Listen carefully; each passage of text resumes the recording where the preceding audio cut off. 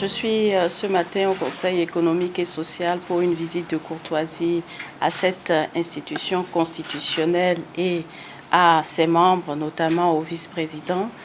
puisque j'ai été élue présidente de la Haute Cour de justice et dans la tradition,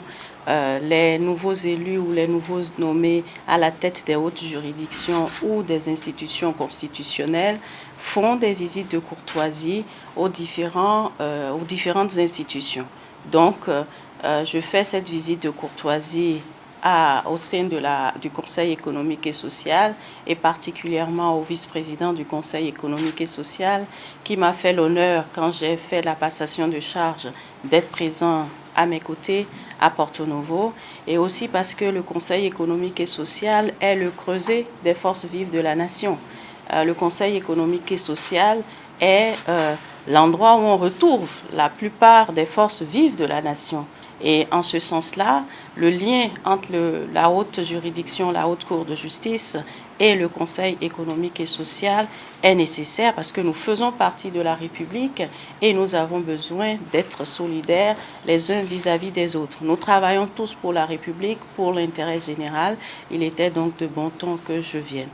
Par suite, ma présence est aussi pour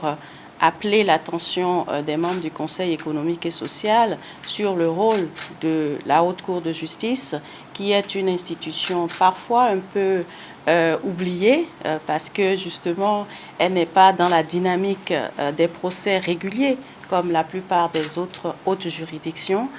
Donc, cette juridiction d'exception qui est en charge de juger les membres de l'exécutif a besoin d'une certaine visibilité et d'une réforme de la Haute Cour de justice, de travailler à ce que cette Haute Cour soit mieux connue. Donc, je suis venue partager avec le président, le vice-président du Conseil économique et social et certains membres du bureau les projets de la Haute Cour de justice, recueillir les conseils et voir dans quelle mesure nous pouvons travailler en synergie entre les deux institutions constitutionnelles.